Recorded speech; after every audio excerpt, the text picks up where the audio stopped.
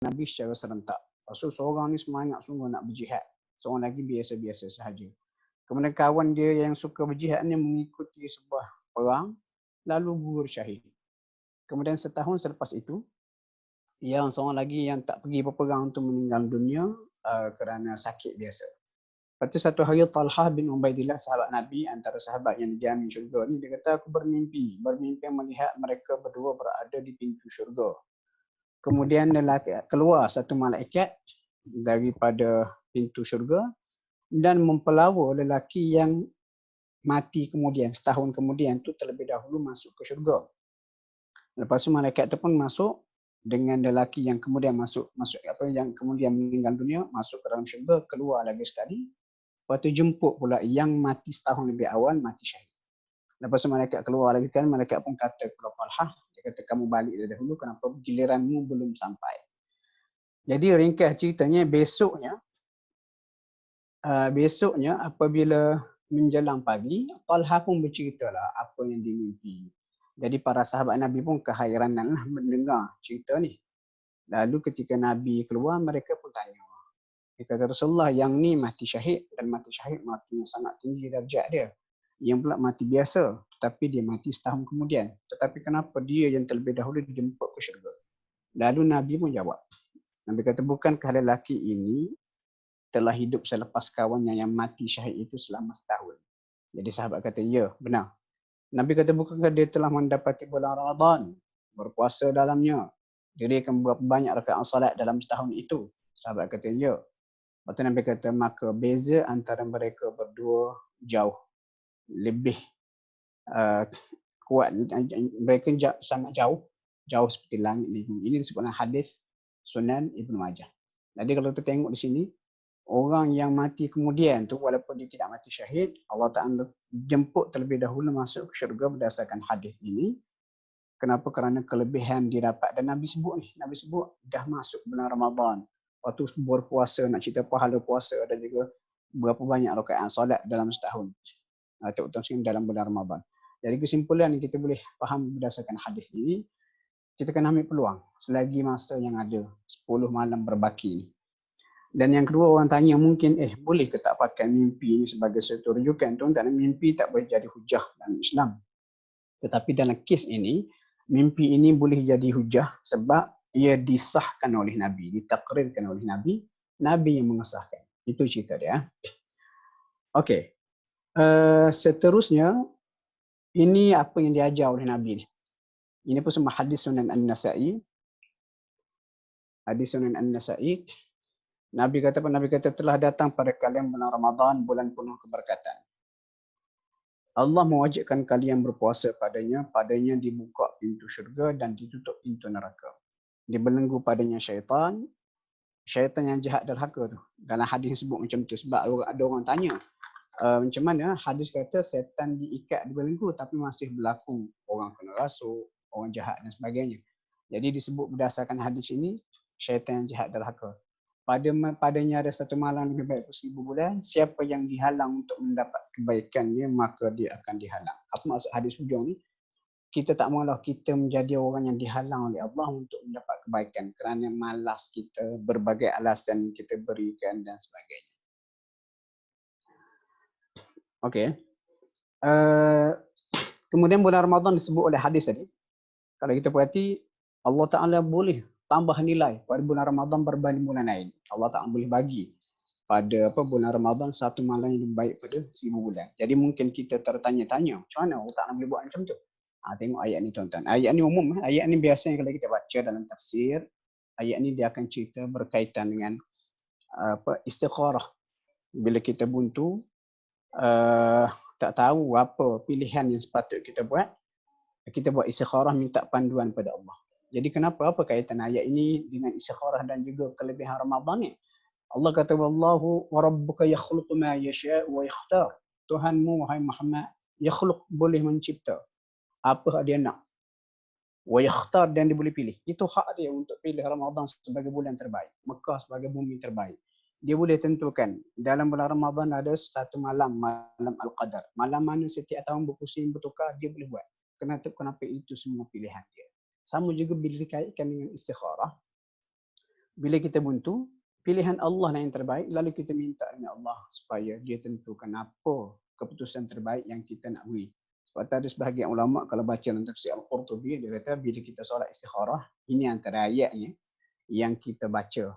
Kenapa kita minta supaya Allah Ta'ala tentukan pilihan kita itu adalah pilihan yang terbaik. Okey, cerita lagi pasal ayat ni Allah Ta'ala boleh pilih Ramadan sebagai bulan terbaik, ada padanya Al-Quran, ada pada malam Al-Qadar. Ayat ni juga tuan-tuan, dia sangat meluas penggunaan dia. Contohnya, ni kita kata Mekah, rindu ke Mekah. Mekah ni dikira sebagai bumi terbaik dan Masjidil Haram ni pun dikira sebagai apa? Solat di Masjidil Haram pahalanya 100,000. Kenapa macam tu? Wa rabbuka yakhluqu ma yasha' wa yakhtar. Allah Ta'ala cipta dan dia boleh tentukan. Lepas tu hari tu tuan-tuan saya pergi ke Aceh. Masa pergi ke Aceh, kita dibawa melawat ke sebuah masjid. Ini Masjid Baitur Rahim. Dekat Ulilihi. Tapi pantai. Ini gambar yang bawah ni. Kalau tuan-tuan tengok, ini gambar sejurus selepas berlaku tsunami. Dia katakan apa?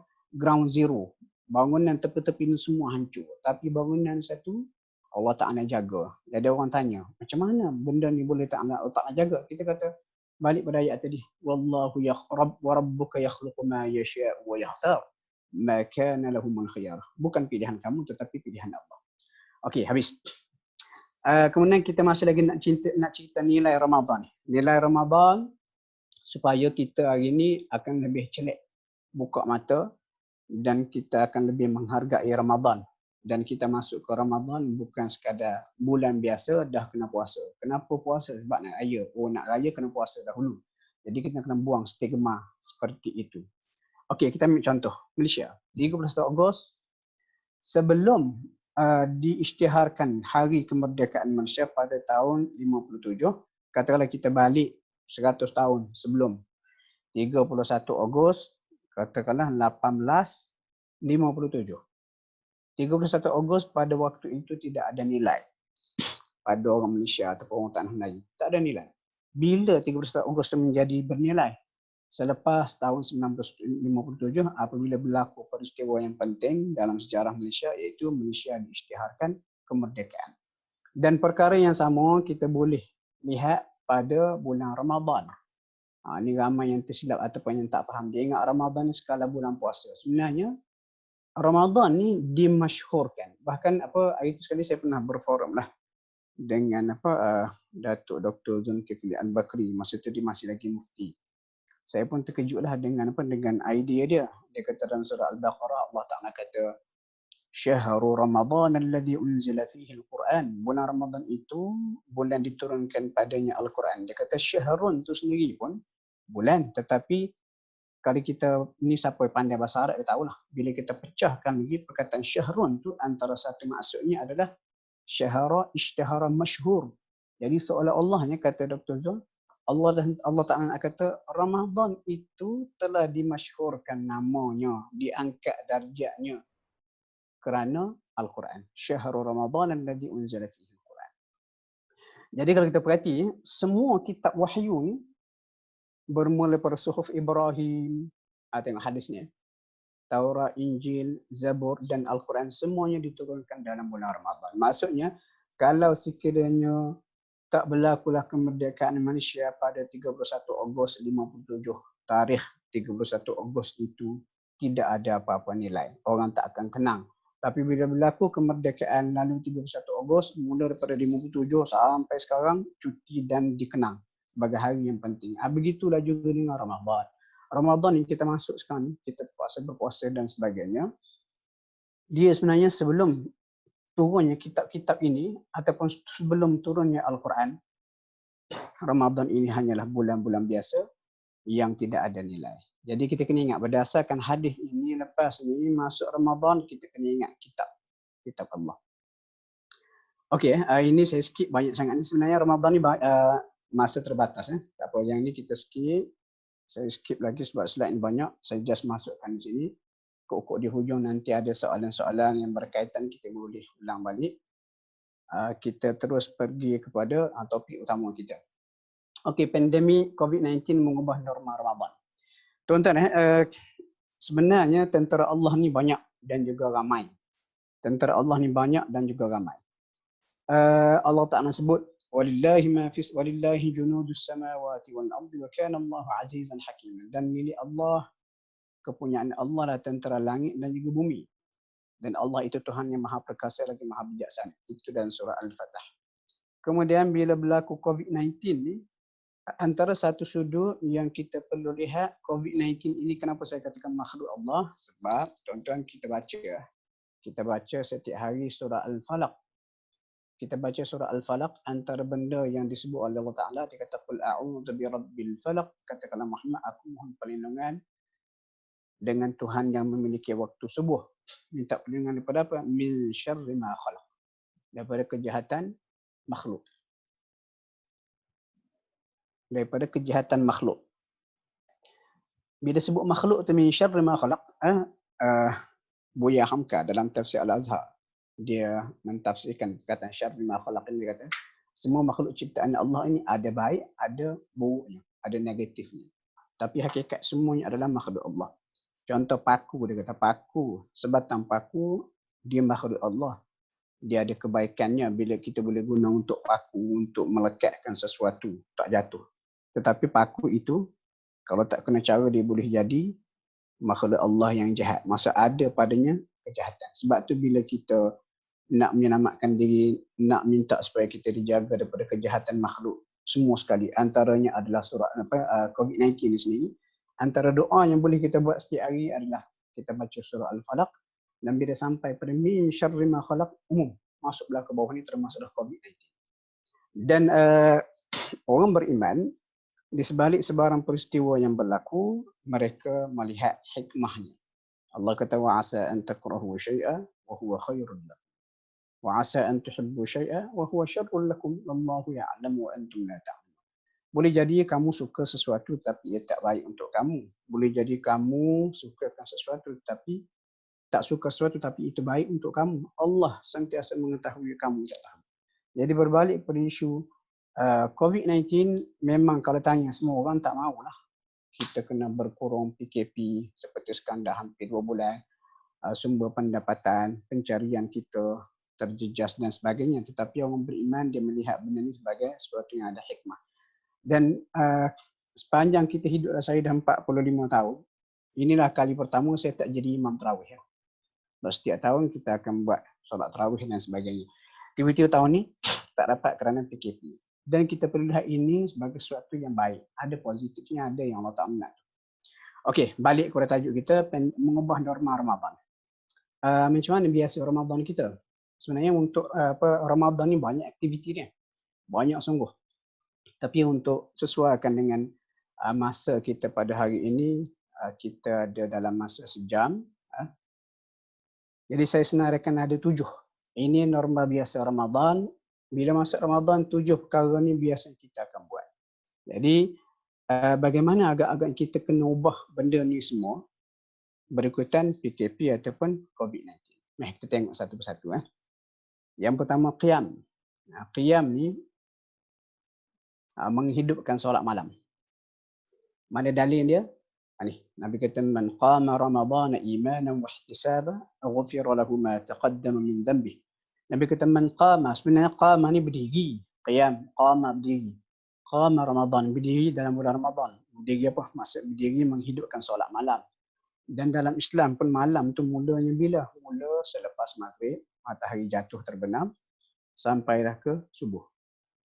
Jadi sebab tu bila kita masuk Ramadan, kita penuhi dengan solat malam mula daripada selepas isyak atau kata maghrib tu bawa ke isyak sampailah ke subuh.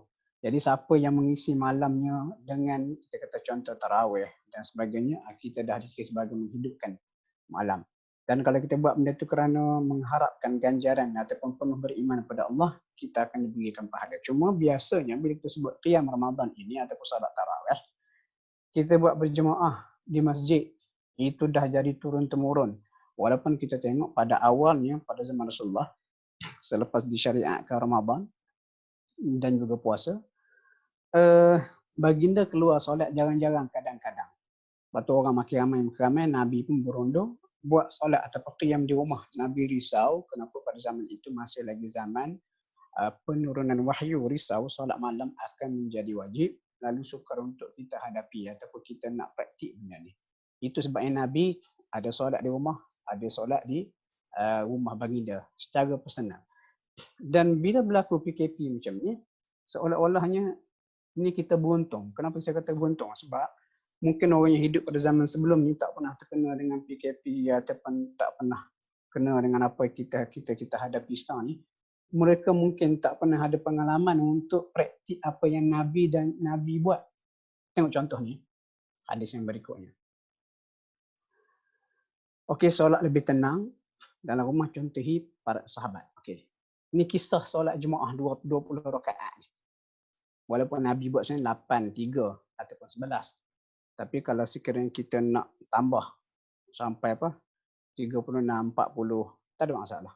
Cuma sebahagian ulama bila check dia kata dah Nabi buat 8-3, kita buat 8-3 lah.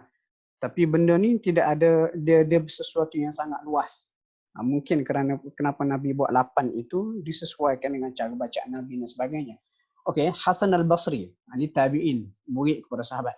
Dia kata Umar bin Al-Khattab mengumpulkan orang ramai untuk qiyam Ramadan ataupun solat tarawih di bawah pimpin Ubay bin Ka'ab.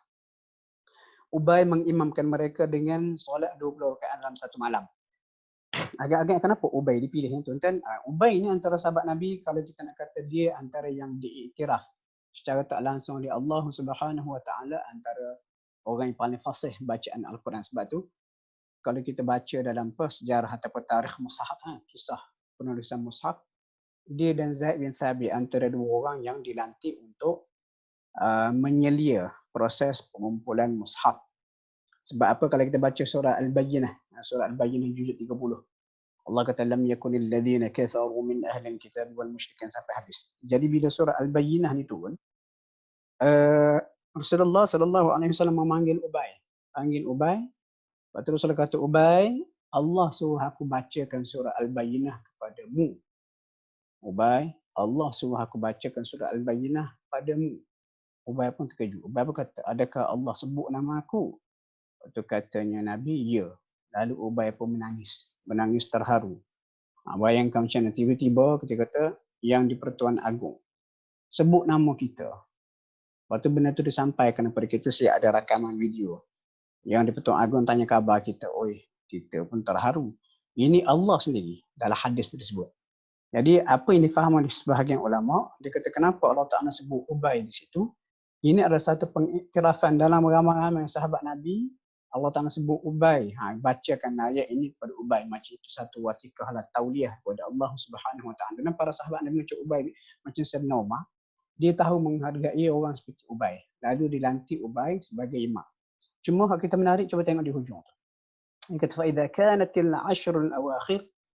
Tapi bila masuk 10 malam terakhir, kita kata mula daripada malam tadilah. Takhallafa, dia pun berundur. Fasalla fi baitihi, dia pun solat di rumah dia. Lepas tu orang ramai kata, fakanu yaqulun, dan mereka orang ramai sahabat Nabi kata hak duk sembahyang berjemaah dengan Ubay daripada awal Ramadan, kata abaqa Ubay, Ubay telah melarikan diri. Maksud dia lagi. Lepas tu ulama bincang ulama hadis bila kita buka dalam kitab Aunul Ma'bud. Aunul Ma'bud ni kitab huraian kepada hadis Sunan Abu Daud ni. Dia kata kenapa Ubay mengundurkan diri? Ada beberapa andaian. Satu andaian, kemungkinan Ubay mengundur diri itu sebab dia nak ikut cara Nabi. Sebab Nabi ketika 10 akhir Ramadan, Nabi memang berusaha sungguh-sungguh untuk solat malam. Dalam hadis nanti kita akan jumpa, bagaimana Nabi kejut semua ahli keluarga dia. Lepas tu Nabi ikat kain macam kain dia, itu kiasan kepada Nabi tidak mendekati isteri dia, fokus untuk beribadat. Jadi sebelum ni mungkin kita kata kita buat solat tarawih di masjid ataupun di surau.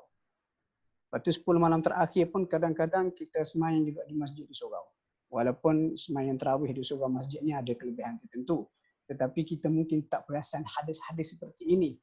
Jadi bila Allah Ta'ala beri PKP kepada kita, seolah-olahnya apa yang saya faham, Allah Ta'ala nak didik kita semua.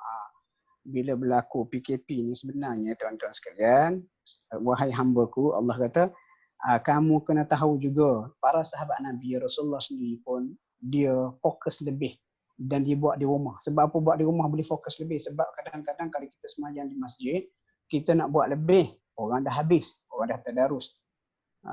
Jadi kalau kita buat sendiri di rumah, ikut kita lah nak buat sampai berapa puluh rakaat sekalipun. Jadi kesimpulan dia, kita kata qiyam Ramadan bila kita buat di rumah semasa PKP ni, kita ada peluang untuk mengikut apa yang dilakukan oleh sahabat Nabi. Okey, itu yang pertama. Yang kedua, masuk bulan Ramadan, sedekah dan juga zakat. Ini biasa kita buat ni, biasa kita buat. Dan sedekah dalam bulan Ramadan ni, dia ada dia ada keberkatan luar biasa. Sebab berdasar hadis ni, katanya Abdullah bin Abbas, dia kata Nabi ni menjadi sangat pemurah melakukan kebaikan pada bulan Ramadan, terutama sekali bila Jibril datang. Ujung sekali tu. Dia kata bila Jibril datang dan Nabi baca Quran dengan Jibril, dia kata kana ajwada bil khairi min ar-rihil mursal. Dia kata baginda sangat pemurah seperti angin yang sentiasa bertiup kencang. Dan normal biasa pada bulan Ramadan, ini biasa saya tengoklah.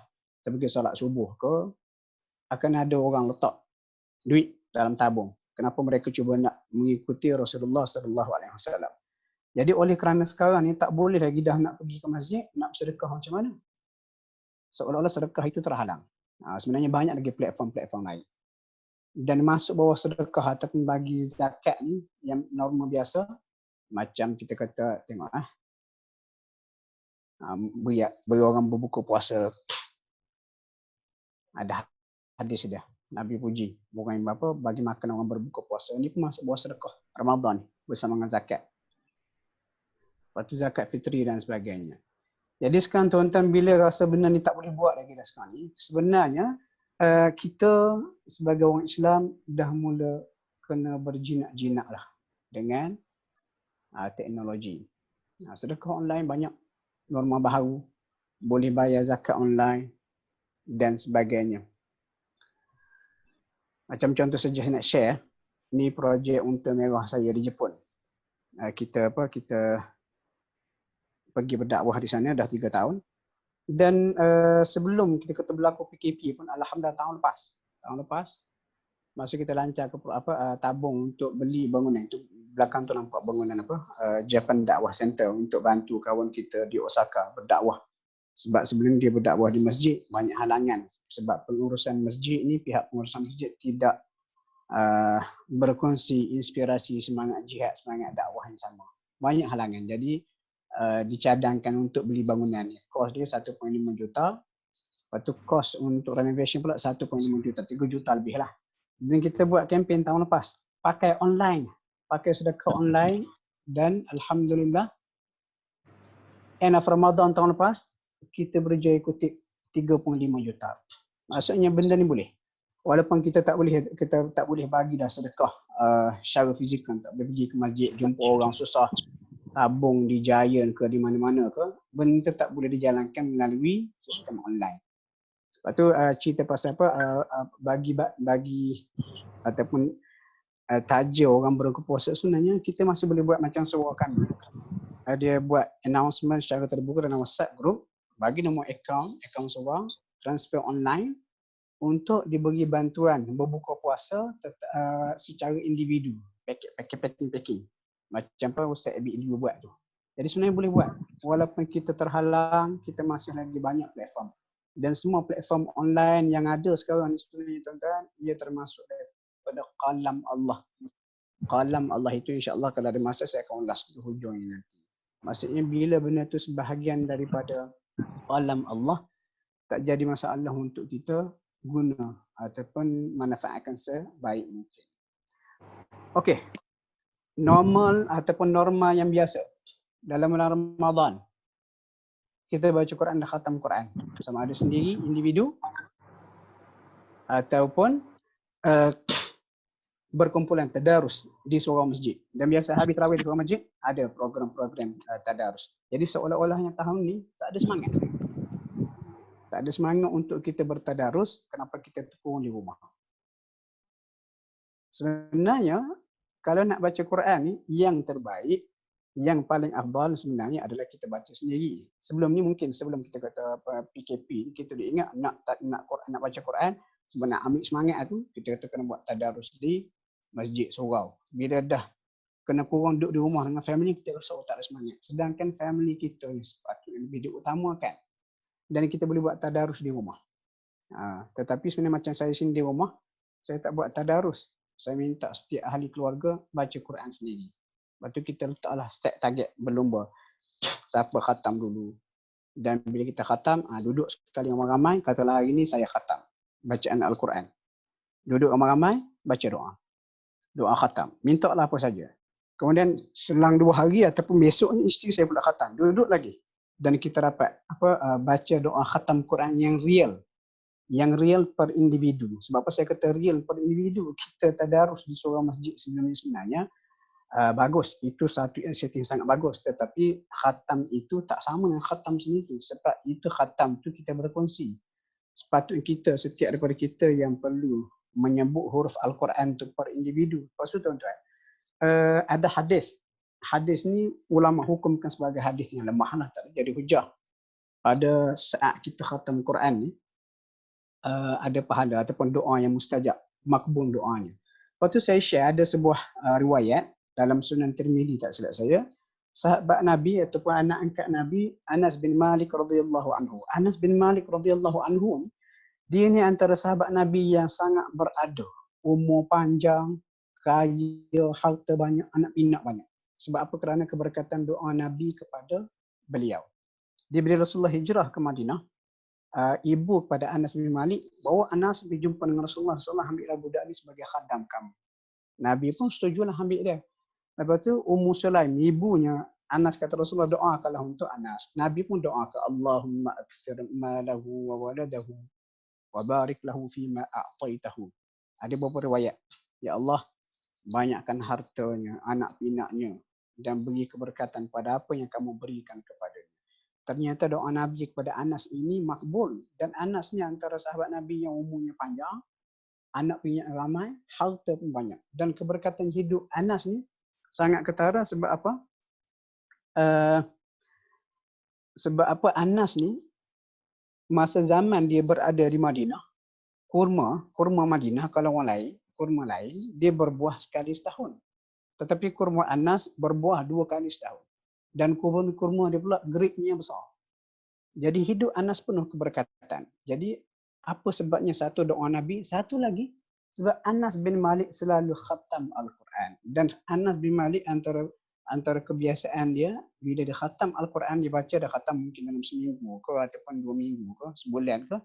Bila khatam je Al-Quran, walaupun hadis tadi, hadis kelebihan doa makbul ketika khatam Quran itu hadis dhaif, tapi dalam riwayat disebut Anas bila nak khatam Al-Quran dia akan panggil anak pinak hak duduk dekat-dekat dengan dia, duduk sekali, habis dia akan bacakan doa.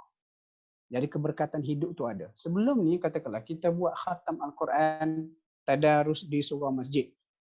Target dalam tempoh sebulan bahagi kumpulan. Akhirnya kita akan dapat khatam Al-Quran bersama. Kita kata limpahan rahmat itu duduklah pada orang seorang. Family kita mungkin cici, tertinggal. Jadi pada saat PKP ini seolah-olahnya Allah Ta'ala nak didik kita family first. Jadi kita duduk di rumah, kita buat target khatam Quran. Contoh kalau kita ada di rumah ada 5 beranak ataupun 6 beranak. Kita khatam, kita baca doa. Bayangkan makbul doa kita tu. Lepas tu isteri pula, kita dapat 6 kali, 7 kali berdasarkan angka isi rumah kita lah. Berapa kali kita dapat khatam Al-Quran. Sebab itu ini antara benda positif. Dan kalau boleh kita teruskan lepas ni. Lepas ni kita teruskan. Dan ni sepatut tak boleh share ni. Tapi saya kira semua members grup ni adalah semua yang sedang mengikuti tazkirah ni, macam adik-beradik, anak beranak, staff kita belaka. Ini pengalaman saya sendiri lah. Dah lama saya buat khatam Al-Quran. Sebelum ni kita khatam sendiri-sendiri. Tapi lepas jumpa Nas ni, dah kita orang hafal Quran kena selalu buat revision. Kalau tak Al-Quran tu lupa. Jadi setiap kali saya baca, saya khatam, katakanlah sebulan sekali ke, tak apalah berapa lama sekali.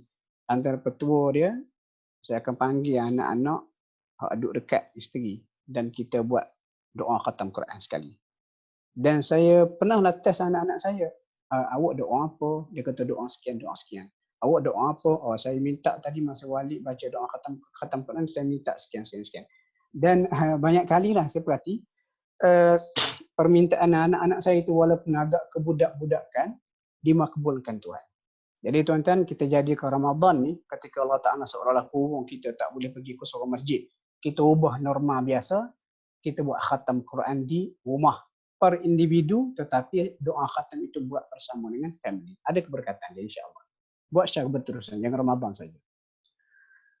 Okey, ni orang tanya soalan. Hari tu orang tanya soalan. Sebab kontroversi lah ada bila orang share video ada seorang ustaz.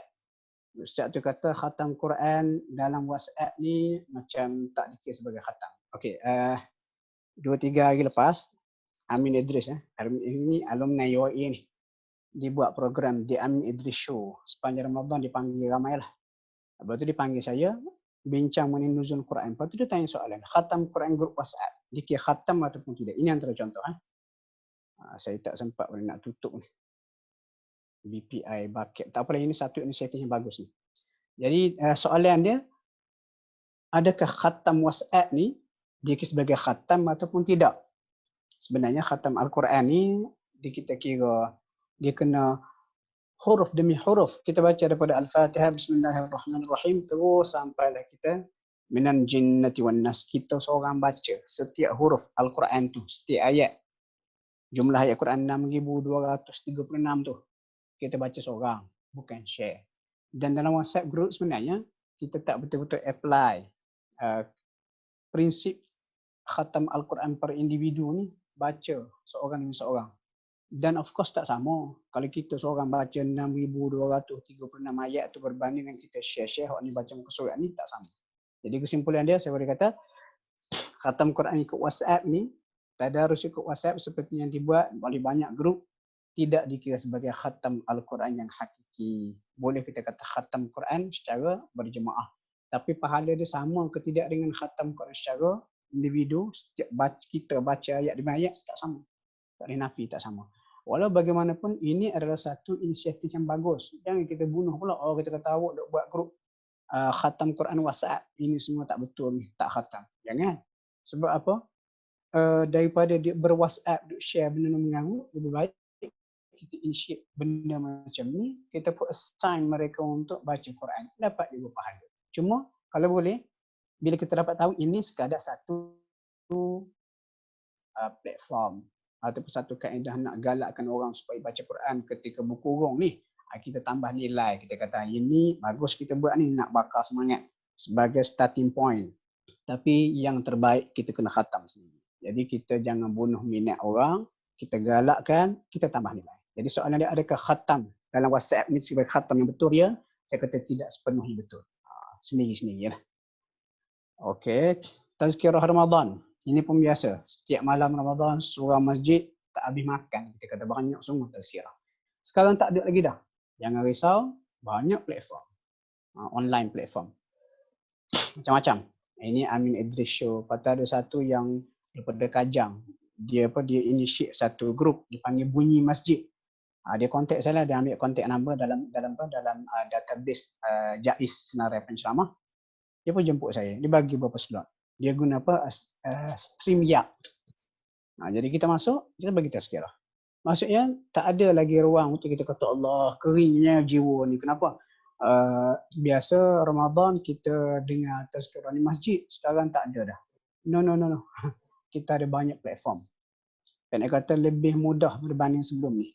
Jadi pendek kata, katakanlah kita malas lagi, kosong lagi jiwa, tidak ada pengisian tazkirah. Sebab apa kita kata surah masjid tutup. Sedangkan di tangan kita ada telefon. Kita boleh duduk depan telefon ni berjam-jam. Apa salahnya kalau kita gunakan masa teknologi yang Allah Ta'ala berikan ini ketika berkurung untuk dengar tazkirah Ramadan sebanyak mungkin. Dan sebenarnya Dr. Abdul Basit pernah sebut. Dia kata orang dulu nak mengaji payah. Kena pergi ke masjid, berjalan jauh baru dapat ilmu. Sekarang ni tak payah pergi jauh.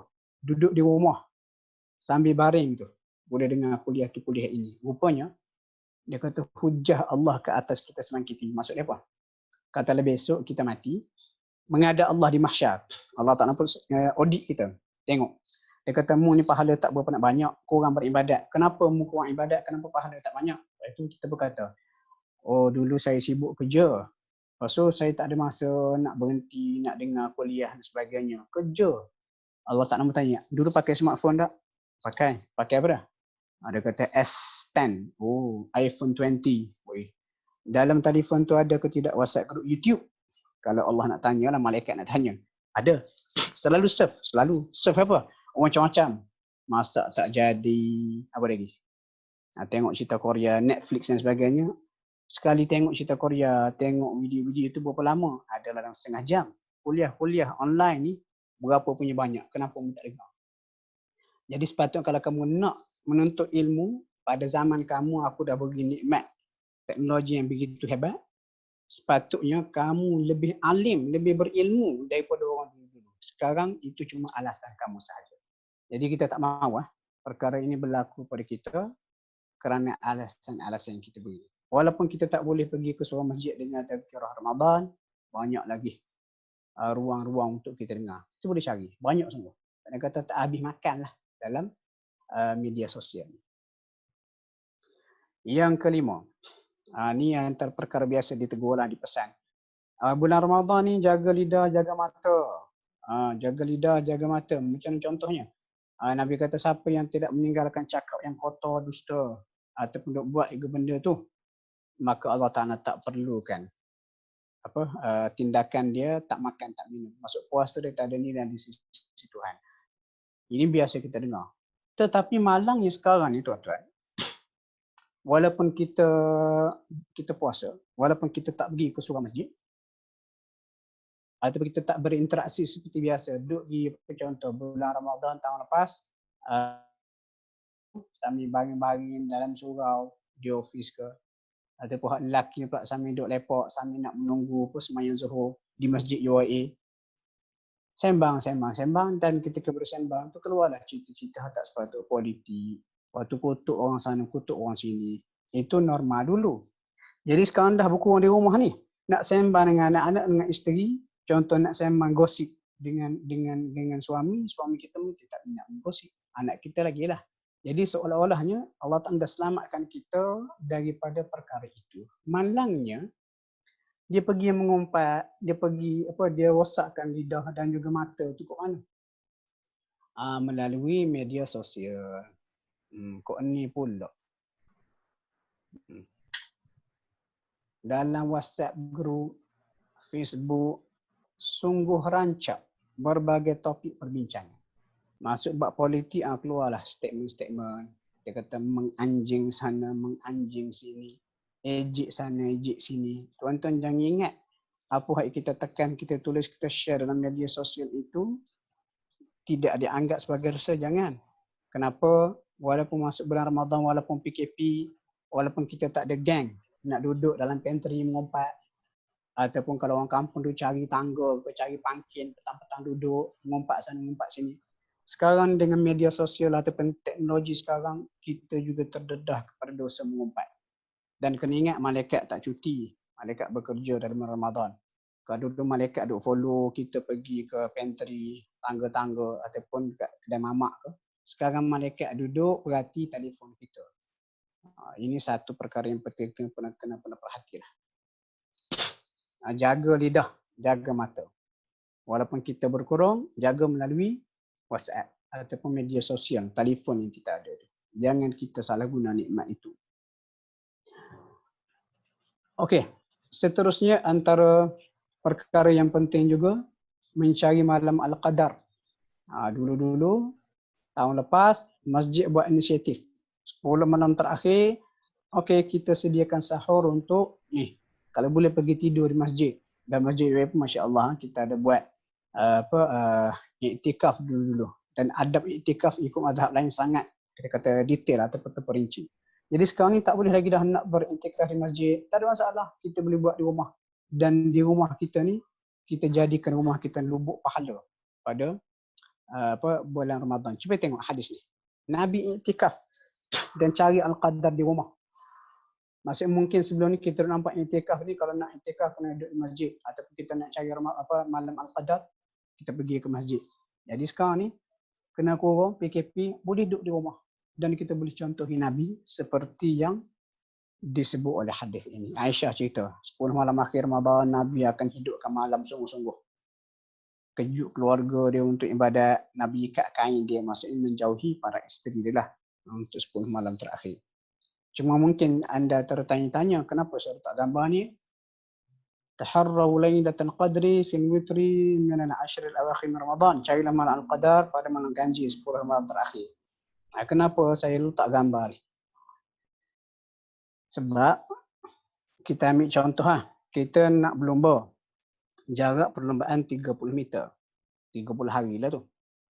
Jadi biasanya bila kita dah nak hampir garis penamat, kita akan pecut supaya kita sampai yang paling awal. Lalu kita dapat hadiah yang paling banyak. Itulah analogi kita kata perlombaan Ramadan ni. 10 malam pertama baru nak temu 10 malam kedua dah makin bersemangat. Lepas tu akhirnya Allah Ta'ala bagi 10 malam terakhir untuk dia kata kita dapat ganjaran 1000 bulan ni. Sepatut kita bersungguh. Pecutlah nak bagi sampai. Tiba-tiba lelaki dalam gambar ni dia tersungkur di hujung garisan, tak sempat nak habis. Inilah umpama yang berlaku sebelum-sebelum ini kepada orang kita. Budaya Melayu ni, saya tak tahulah budaya Melayu ni. Bila 10 malam terakhir, sepatutnya kita fokus pada ibadat untuk kejar malam Al-Qadar.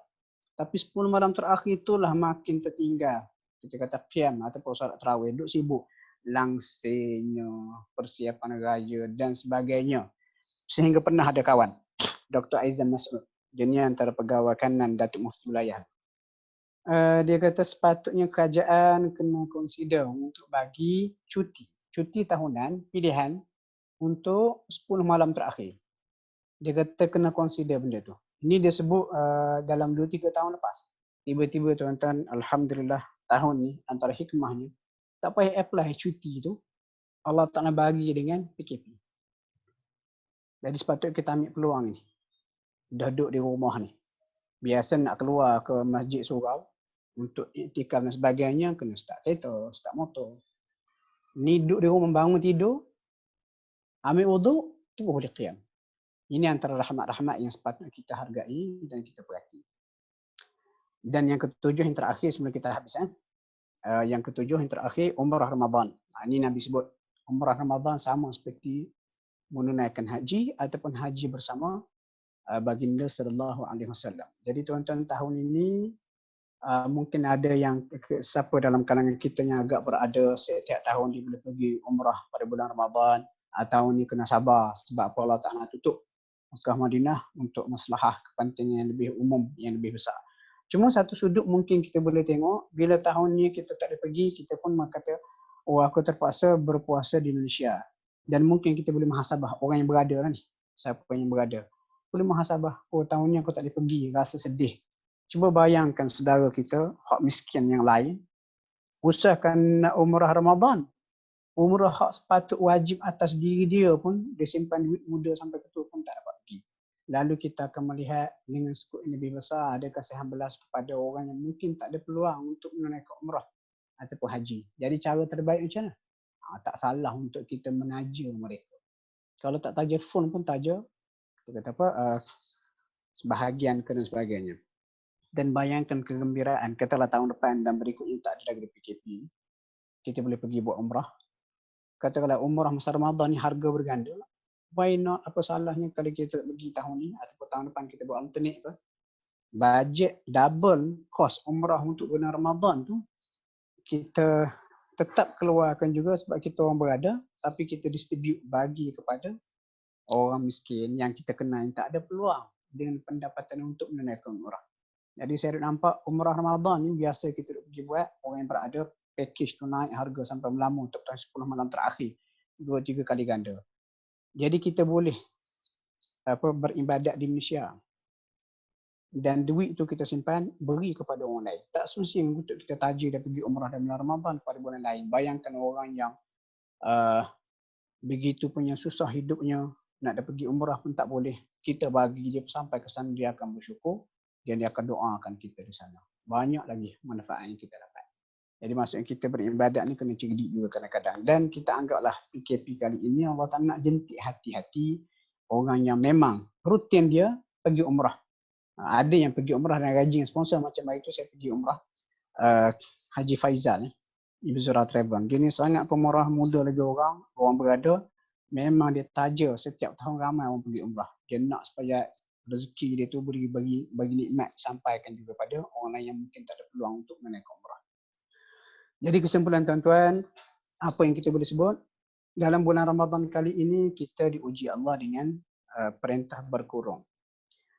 Norma biasa Ramadan kita tetap teruskan, cuma beza dia kita gunakan medium yang berbeza. Dan bila sebut medium yang berbeza, kalau kita perhati daripada awal tadi, ternyata medium yang kita gunakan untuk meneruskan Ramadan pada tahun ini dan mungkin tahun-tahun akan datang, ianya datang daripada Allah Subhanahu Wa Taala.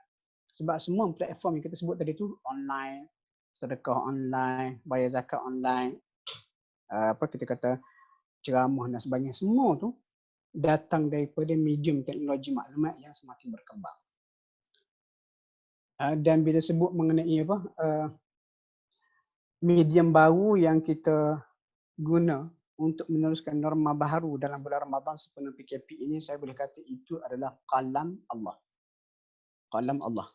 Ayat ni tuan-tuan tengok dia di roundabout kita tu, mercu tanda UIA.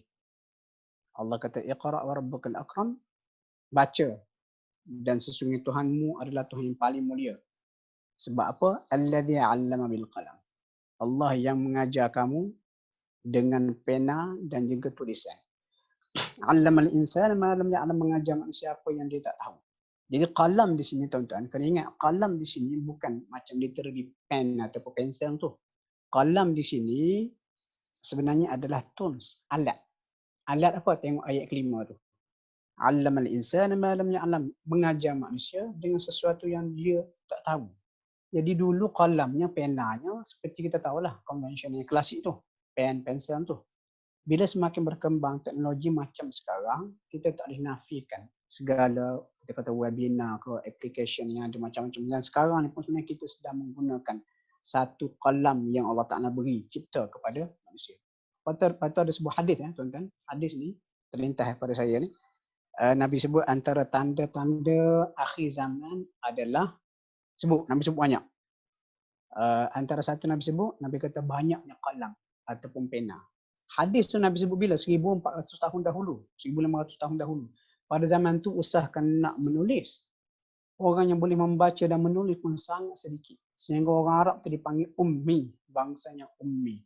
Allah kata huwallazi ba'atha fil ummiyina rasulah. Dia Allah yang mengutus pada bangsanya ummi sebab majoriti tak pandai menulis, tak pandai membaca. Tiba-tiba Nabi pada zaman itu, Nabi kata tanda akhir zaman, kiamat dekat ni, Nabi kata qalam ataupun pena ni terlalu banyak. Jadi pada masa itu mungkin sahabat Nabi pelik dah dengar, macam mana ya pena, qalam banyak. Ternyata sekarang memang qalam ataupun pena ataupun kata any tools yang kita gunakan untuk mengajar manusia dengan segala teknologi, Zoom, tak Zoom, Google Meet, Google, macam-macam lah webinar semua sekali ni. Ini sebenarnya adalah qalam Tuhan yang Allah Ta'ala buka pada kita untuk kita ambil manfaat. Dan secara tak langsung rupanya, bila ilmu makin berkembang ni tuan-tuan rupanya dengan ada segala teknologi yang saya katakan sebagai qalam Tuhan ini, banyak ayat Al-Quran menjadi semakin jelas. Ini contoh masa kita hafal Quran dulu, tahun 90-an, bila baca ayat ni, kita terfikir juga. Ini cerita dalam surah Al-A'raf, atau cerita dialog ataupun interaksi di antara ahli syurga dengan ahli neraka. Dan kita tahu syurga neraka ni tempat yang sangat berjauhan, tak duduk sekali. Dalam surah Al-Anbiya, Allah Ta'ala cerita pada kata, Allah Ta'ala kata ahli syurga ni punya hebat kedudukan dia kata la yasma'una hasisaha. Mereka ahli syurga tidak mendengar sikit pun bunyi hasisah, masih hissi, bunyi-bunyi tak sedap yang datang daripada seksaan neraka. Sebab apa? Nikmat syurga ni bukan fizikal, dia juga sesuatu yang berbentuk mental. Contohlah kita tidur, kita beli rumah tu murah pelik. Kita pelik kenapa rumah ni murah. Rupanya rumah tu tepi rel kereta api. 20 kali sehari memang kereta api duduk lalu, kita akan terganggu. Jadi tak ada istimewanya rumah tu. Satu lagi rumah yang mahal, duduk tempat yang agak terpencil, bunyinya senyap sunyi, jauh daripada hiruk pikuk bandar dan juga bunyi bising. Itu nilai dia tinggi. Dan syurga neraka pun macam tu lah. Neraka tempat yang paling teruk, syurga tempat yang terbaik. Dan antara dua ni jauh. Tiba-tiba dalam ayat yang tengok. Allah Ta'ala ceritakan bagaimana Allah kata tengok. Wanada ashabun nari ashabal jannah. Penghuni neraka memanggil penghuni syurga. Dia kata an afidhu alaina minal ma', limpahkanlah air yang kamu minum tu. Au mimma razaqakumullah, ataupun daripada apa yang Allah Ta'ala rezekikan kepada kamu. Dulu masa baca ayat ni dulu, saya duduk kata apa? Saya duduk nampak, oh ini alam akhirat. Alam akhirat yang tak sama seperti alam dunia. Tetapi kita tak nampak lagi penjelasan tu. Tapi bila ilmu semakin berkembang sekarang ni, ada Skype atau webinar ni. Jadi kita kata, oh, mungkin di akhirat Allah Ta'ala sediakan benda ni dengan lebih advance lagi. Contoh kedua, Google pun ada, tuan-tuan. Google pun ada. Ini cerita ahli syurga ni, duduk sesama dia bersembang.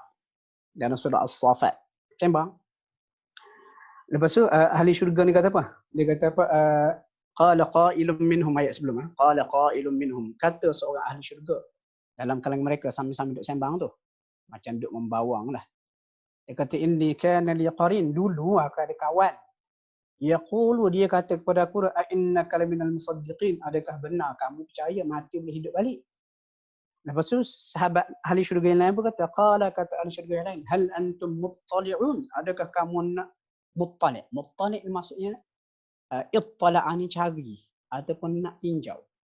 Lepas tu fattala'a, tengok ayat 55. Ni ayat ni. Qala, kata seorang ahli syurga, hal antum, adakah kamu semua, masuk ramai-ramai ada tu, muttali'un, jamak ni plural. Adakah kamu nak cari, nak tengok macam keadaan dia? Lepas tu dia kata fattala'a, mereka pun cari, ittala', cari ataupun pandang.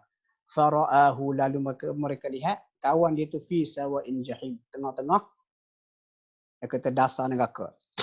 Qala, katanya ahli syurga tadi, tallah, demi Allah, in kitta laturdin, hampir-hampir kamu membinasakan aku. Walaula ni'mat rabbi. Dan kalau kita tengok sini, perkataan fattala', dia pun tinjau. Jadi kalau kita tengok dulu perbincangan ulama dulu-dulu, ini alam akhirat, komunikasi itu di luar jangkauan kita. Sekarang ilmu dah makin berkembang, kita dah boleh nampak bagaimana macam sekarang lah, saya duduk di Selayang, tuan-tuan duduk merata Malaysia, kita boleh berinteraksi macam ni. Maksudnya signifikan kepada teknologi itu dah ada dah. Dan ayat sebelum ni, ahli syurga, ahli neraka ni siap boleh cakap clear, pakai earphone kot masa tu. Allahu'alam. Sama juga macam kecil-kecil tu. Ustaz-ustaz mengajar di sekolah, kita nak ada kitab amalan tangan kanan. Lepas tu kitab amalan tangan kiri. Kitab amalan tangan kanan ni dia rekod berlaku semua benda yang berlaku yang kita buat. Baik buruk, daripada selepas kita akhir balik sampai kita mati. Masa tu saya fikir, masa kecil-kecil, kitab amalan macam kitab sekarang ni, ui tebalnya, diary tu. Mangkali bila di mahsyar besok malaikat keluarkan dengan lori, kita kena ambil segala buku amalan terletak atas meja atau letak atas troli, menghadap Tuhan, buka satu-satu. Dulu kita fikir macam tu. Tapi sekarang, bila ilmu makin berkembang, tak ada masalah. Besok Allah Ta'ala panggil kita, bagi kitab amalan tangan kanan. Kitab amalan tu boleh jadi e-book. Dalam tu ada sekeping, kita kata memory card kecil tapi dalam tu dah masukkan semua benda. Ini kata sudut pandang yang sepatutnya kita perhatilah. Ini semua kalam Tuhan. Allah Ta'ala cipta untuk kita ambil manfaat. Dan Alhamdulillah ketika PKP inilah, seolah-olahnya Allah Ta'ala ajar kita gunakan benda ni sebaik mungkin. Ini adalah alat-alat nikmat yang aku berikan kepada kamu, hasil daripada otak manusia yang berfikir dan sebagainya. Jadi kesimpulan tuan-tuan, habis ni, dah sejam. Kesimpulan yang tuan-tuan sedang penonton hadirin sekalian, walaupun kita dah berada dalam situasi yang berbeza, kita sebagai Muslim yang bijaksana perlu pandai menyerap, sesuaikan diri, gunakan segala nikmat yang Allah Ta'ala beri, kurniakan kepada kita untuk terus meneruskan Ramadan. Dan jangan kita jadikan alasan, kenapa kalau kita audit lah, kalau kita boleh tengok pahala kita. Pahala Ramadan tahun ni kurang sikit lah. Kenapa kurang? Yalah tak keluar, tak keluar ataupun tak boleh masuk masjid surau dan semua, tak boleh sedekah. Oh, tak ada. Kalau boleh Ramadan kali ini dan akan datang, Ramadan kali ini dengan pendedahan sebegini akan beri banyak peluang untuk kita dapat pahala. Kalau boleh, kalau pahala kita sebelum ni, katakanlah certain amount, Ramadan kali ni tak boleh keluar, kita boleh maintain certain amount yang sama. Untuk next Ramadan pula, kita boleh gandakan lagi. Sebab Allah Ta'ala buka peluang baru untuk kita terokai sudut-sudut ataupun ruang-ruang untuk kita meneruskan ibadat tanpa ada halangan, ruang, tempat dan juga jarak. Dan saya kira setakat tu dulu. Kalau ada soalan, kita boleh buka lah untuk soalan. Saya kembalilah kepada Atira. Assalamualaikum warahmatullahi wabarakatuh. Waalaikumsalam Assalamualaikum warahmatullahi warahmatullahi. Boleh tanya soalan ke? Ya, sila. Ustaz, saya Muhammad Yusof daripada kuliah Allied Sciences Kuantan. Okey, Baik, saya nak tanya berkaitan dengan beberapa riwayat yang telah kita baca dalam Musannaf Ibnu Abi Syaibah. Ada sebahagian riwayat yang disebutkan bahawa sahabat-sahabat Nabi antaranya Ibnu Umar dan sebahagian Salim dan Qasim, dan mereka dikatakan wa kana Salimun wal Qasimun la yakumana ma'an nas. Ataupun dalam sebahagian riwayat kata innahu kana la yaqumu ma'an nas fi syahr Ramadan. Maksudnya mereka tak solat bersama dengan orang-orang di bulan Ramadan. Jadi apakah ini bermaksud kalau bagi orang-orang yang macam tadi Ustaz kata ada yang bertarawih di rumah kan? Jadi bagi orang yang hafiz Quran, yang bagus bacaannya dan sebagainya, mereka tak ada kewajipan untuk bertarawih secara berjemaah di masjid. Mereka boleh di rumah sebab keadaan dan kapasiti mereka yang bagus bacaan, yang hafiz Quran, ataupun mereka bila pergi masjid mereka rasa macam tak senang hati mereka. Mungkin rasa bukan sebab riak, bukan sebab tajuk ke apa, tapi mereka rasa mungkin kalau mereka baca sendiri lebih baik. Macam mana pandangan Ustaz?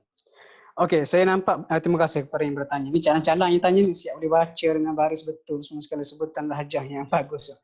Okey, saya nampak benda ni dua. Satu, kita kadang-kadang kita ada kelebihan, kita boleh guna kelebihan itu secara maksimum untuk diri kita. Tapi kadang-kadang kita kena panjangkan juga manfaat yang kita ada ini pada orang lain. Sebab bukan semua orang yang ada kemampuan untuk menjadi imam, baca dengan bacaan bagus, boleh berkongsi pahala dengan para jemaah. Jadi dalam kes tadi mungkin yang kita para sahabat Nabi, zaman tu mereka hidup dalam kalangan ramai yang bagus-bagus. Jadi oleh kerana ramai yang bagus-bagus, mungkin sahabat Nabi Abdullah bin Umar dan juga yang lain tu, mereka kata dah ramai yang bagus, kita prefer yang lebih banyak di rumah. Jadi kalau buat di masjid mungkin terbatas pergerakan dan sebagainya, tapi di rumah nak baca panjang mana, itu terpulang pada kita. Jadi saya nampak benda ni dua keadaan. Yang pertama, kalau kita ada bakat, orang lain tak ada bakat, kita panjangkan kepada orang lain. Kalau dah ramai-ramai yang ada bakat belaka, bolehlah kita undur diri untuk buat secara yang lebih maksimum di rumah. Saya nak share pengalaman. Ada kawan saya, nama dia Syahminan Muda, dia budak Medan. Alhamdulillah. Dia ni hafiz Al-Quran. Saya pernah jadi imam tarawih yang dia, kita khatam Quran di Bangi tahun 96. Lepas tu Syahminan ni Allah Ta'ala jemput dalam usia yang sangat muda, meninggal dunia ketika umur 27 tahun. Tetapi dia ni bulan Ramadan dia khatam 8 kali Al-Quran, bayangkan. Lepas tu nak jadi cerita masa kami jadi imam di Surah An-Nur depan Darul Syifa, rumah almarhum Datuk Harundin tu. Satu malam tu pihak pengurusan, biasa kita buat 20, satu malam pihak pengurusan minta supaya diringkaskan solat jadi 8 sebab ada program, ada majlis. Dan malam tu Syahminan dia kena bertugas. Malam tu dia merungut dengan kami, dia kata kenapa dah buat program macam ni, ganggu waktu ibadat kotak ibadat dia. Dan dia ikutlah apa yang diarahkan oleh pihak surau masjid, tapi malam tu dia duduk di bilik yang disediakan untuk kami para imam. Dia bangun solat malam, dia qada balik yang dia tak habis. Maksudnya banyak lagi peluang-peluang yang kita boleh gunakan lah. Ini antara contoh yang baik. Terima kasih kerana tanya. Lagi? Baik, terima kasih Ustaz. Mungkin kita ada soalan daripada Sister Intan Aisyah Tun. Sister nak bertanya ke?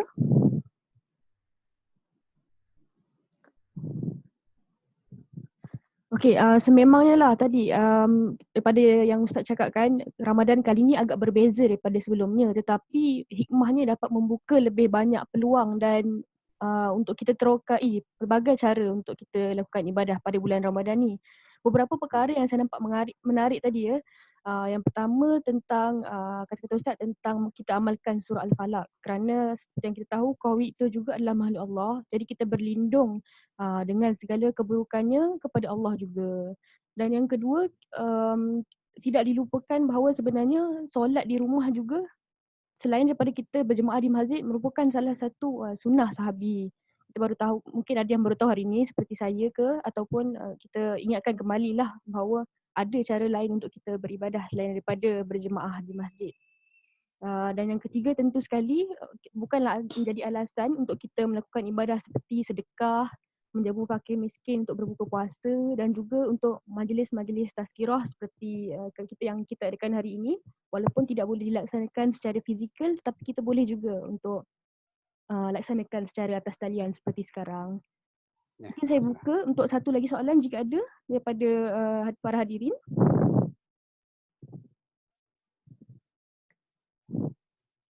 Okey, sambil-sambil tu saya nak share ni apa ni. Sepanjang berkurang hari tu, alhamdulillah saya siap sebuah buku.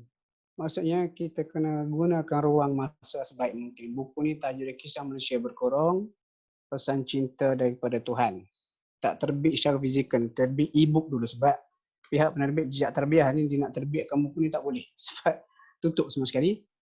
Ni dalam proses untuk terbitan secara fizikal lah. Tapi masa buat e-book ni ada dekat bukan 200 muka surat. Antara topik-topiknya kalau tengok ni doa ketika wabak. Ini berdasarkan doa-doa berdasarkan sunnah lah. Dan satunya dalam ni saya sentuh mengenai surah Al-Falaq tadi tu. Lepas tu tuan-tuan sebenarnya doa untuk menjaga keselamatan kita ni dah ada berlaku dah dalam wirid-wirid yang Nabi ajar. Kemudian topik-topik lah macam contoh hari tu riuh. Mengenai hand sanitizer yang dirqiyah.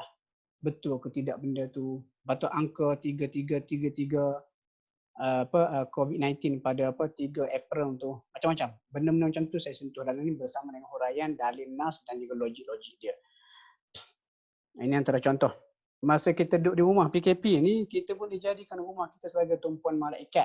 Sebab apa dalam sebuah hadis, Nabi sebut malaikat ni dia ada sekumpulan malaikat kerja dia cari majlis ilmu. Waktu bila jumpa majlis ilmu dia akan macam kita kata apa, dia connect lah, dia WhatsApp semua malaikat-malaikat lain, mereka akan pergi berkerumun ke situ. Jadi pada masa PKP kita tak boleh pergi ke seorang masjid, kita boleh buat inisiatif. Ni ada sebulan lagi masa, boleh buat inisiatif. Macam saya ambil buku, ada 4 buah buku. Anak 4 orang kita bagi, okey, awak Mustabah, awak Solong, ini buku awak. Lepas asar, awak kena cerita. Satu topik cukup. Hak kakak pun kita bagi semua. Jadi lepas solat asar, abangnya akan cerita, okey, hari ni buku ni saya baca, dia cerita pasal benda ni. Lepas tu membaca. Kita create majlis ilmu. Mudah-mudahan bila kita create majlis ilmu, masa itu malaikat pendatang, malaikat akan merahmati kita.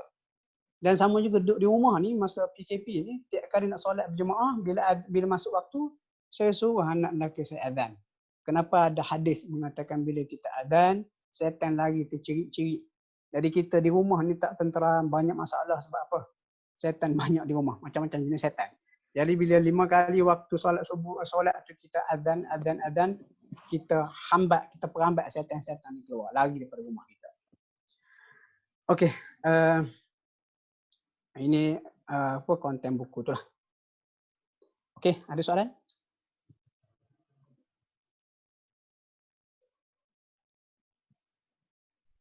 Nanti kita boleh buka lagi satu soalan untuk para peserta. Boleh juga type di ruangan chat. Okey.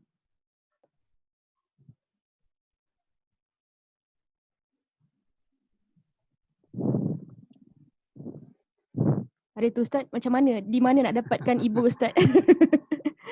Ada platform e-book ke? Ada, dia beli dekat cari Jejak Tarbiyah. Jejak Tarbiyah. Penerbit Jejak Tarbiyah ya.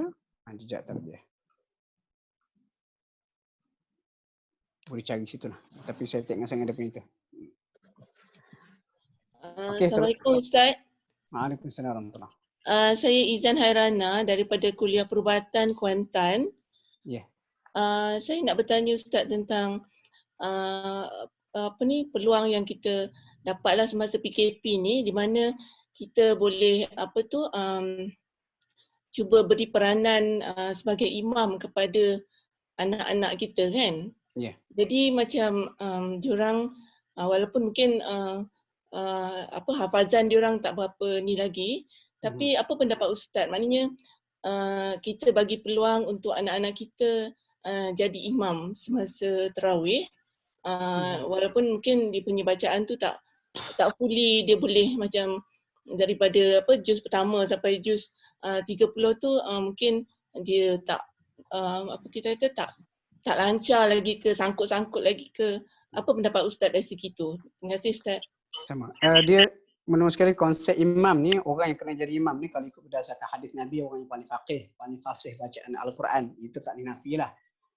Walaupun begitu, kadang-kadang untuk tarbiyah penting juga untuk kita kena beri peluang. Contoh, saya daripada tahun 95 jadi imam.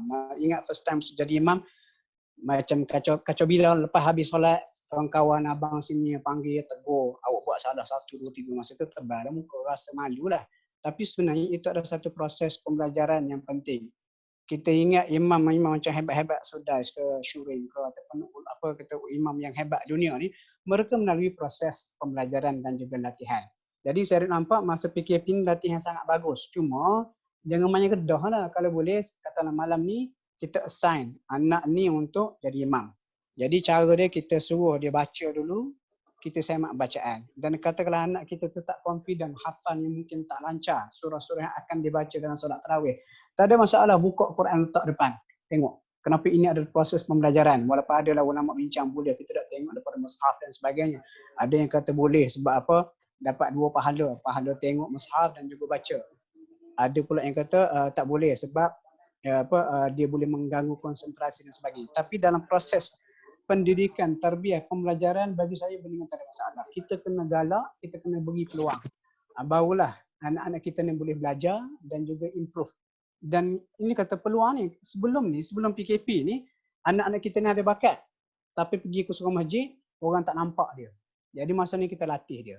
Kita groom dia pada bulan Ramadan masa PKP ni. Alhamdulillah. Terima kasih Ustaz. Sama. Okey, baik. Terima kasih banyak Ustaz. Memandangkan masa kita telah pun sampai ke penghujung majlis pada hari ini. Berharap semoga kita semua dapat mengambil ilmu dan iktibar serta amalkan dalam kehidupan sehari-harian kita insya-Allah.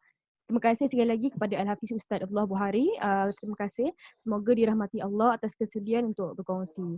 Jadi kalau boleh saya nak minta untuk semua para peserta kalau kita boleh on video untuk kami ambil sedikit snapshot. Mohon semua peserta tolong on. Ya. Ni.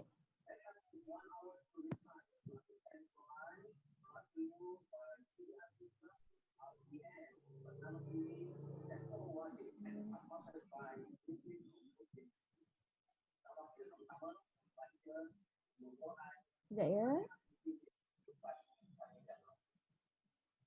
Ramai ya, kita ada kurang lebih sebanyak 200 lebih peserta pada hari ini. Terima kasih banyak. Saya juga nak hebahkan kita ada program World Quran Hour pada jam 12 hingga jam 1 ini. Rancangan boleh didapati di beberapa stesen televisyen. Kita boleh online dan sama-samalah kita menghayati tadabbur surah Ar-Rahman pada hari ini.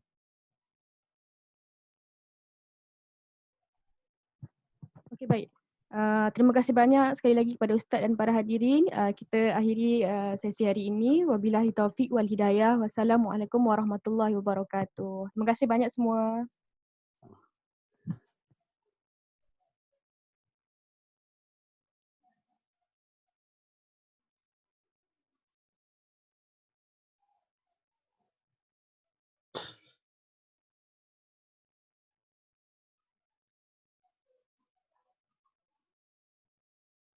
Waalaikumsalam warahmatullahi wabarakatuh. Terima kasih.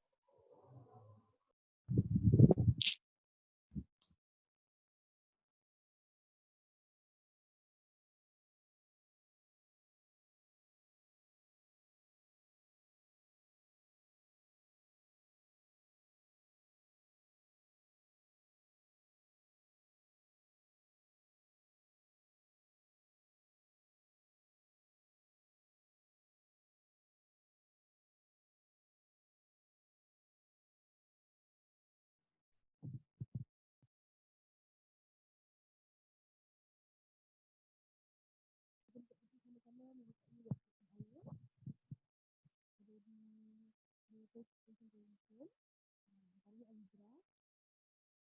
Mungkin ada di